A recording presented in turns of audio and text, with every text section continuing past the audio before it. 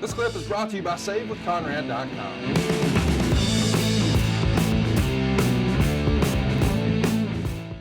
Something else I wanted to mention here is the finish of this match sees Paul Bearer try to aim his urn towards Mankind, miss, and hit the Undertaker. This is in June. We know the turn is coming in August. Did you guys already know 2 months out like this, we're going to turn Paul Bearer and put him with Mankind, or did that just sort of evolve over the next 60 days or so? It had been discussed to freshen up the acts. Paul Bearer was such a fixture with Undertaker, along with the music, the attire, the special effects, the smoke, the purple this, and all those things. So, but at some point in time, those acts need to be freshened up. Right. And again, because Mick had that run in Dallas, Paul Bearer, Percy Pringle, God bless his soul, was also there. So they became friends.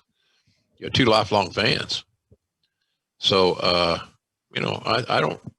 I don't want to say it was etched in stone, but it was somewhat inevitable that Paul Bearer was going to turn on Undertaker and align himself with this crazy bastard and pose even a bigger threat to the babyface.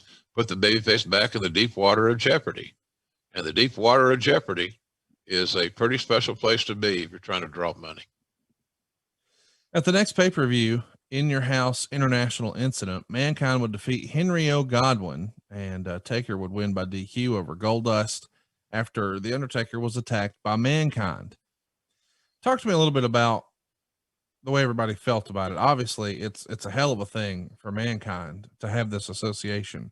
Were Undertaker or Paul Bearer leery of a split here, or did they both recognize that it was time for a fresh paint of coat, as Bruce likes to say? Yeah.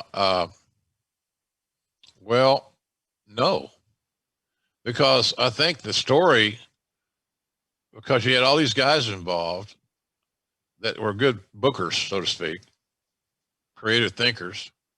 We knew that at some point in time, you put them back together on the right circumstance at the right time.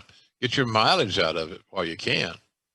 But no, I don't think those guys had any issues with it at all. I mean, they were friends. They just weren't going to travel together anymore, as I recall. And certainly not, they kayfabed in public. So, but they were going to see each other at these live events. That's a different ballgame than it is now. To try to judge what we did then on today's game makes no sense. The rules have changed, Conrad, as you well know. Everybody's working a more limited schedule. Live events are almost we got a live event coming up in Jacksonville soon, and first one we've ever done in AEW. I'm anxious to see how it works out, how many people show up and enjoy the show, because it's non-televised, no TV. And I used to love those old window cards. And they'd have a house show, live event, whatever you want to call them.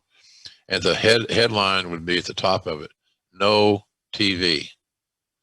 So, you kind of knew that, well, if I really want to see this match, it's not going to be on television. So, but I don't think there was any apprehensions. It was a part of the storytelling.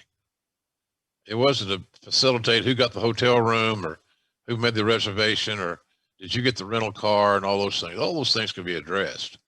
But I think it was the right part it was the right thing to do because it just fit into the story. And it was a great turn. Hey, it's Conrad Thompson. Thanks for checking out the podcast here on YouTube. Be sure to hit the subscribe button and the notifications bell so you get a notice anytime we upload some new content. And go save yourself some money right now. If you're in a 30-year loan or you have credit card debt, it's not a matter of if I can save you money. It's a matter of how much. Find out right now for free at SaveWithConrad.com.